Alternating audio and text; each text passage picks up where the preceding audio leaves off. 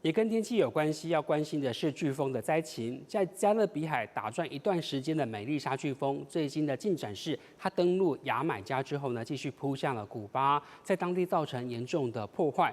那这个美丽莎飓风呢，有人说它是怪兽级的飓风 ，CNN 就形容说它是今年地表最强的风暴，因为测得最大的风速来到296公里。如果我们跟台风做比较的话，它已经超过强度台风上限了，而且它发展的速度也非常快，才短短3天的时间，它就从一个热带风暴呢升级成为5级飓风，因此呢破坏力绝非一般。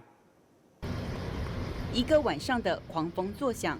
古巴第2大城圣地亚哥，窗户被震碎，屋顶被掀翻，树枝被吹断。飓风美丽莎同时扯断电缆与行动通讯网络设备，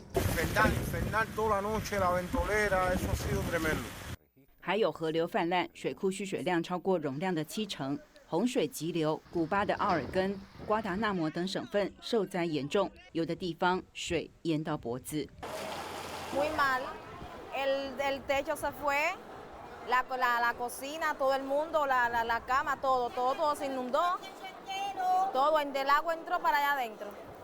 医院、学校无一幸免。古巴总统迪亚士卡奈表示，飓风美丽莎严重破坏古巴南部沿海后离开，留下几百个农村与外界隔绝。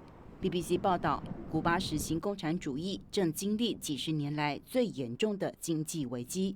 古巴东部现在必须在洪水淹没的街道、倒塌的房屋中艰苦求生，因为当地农作物、咖啡豆、木薯都被破坏殆尽。飓风前，古巴当局疏散大约73万5千人。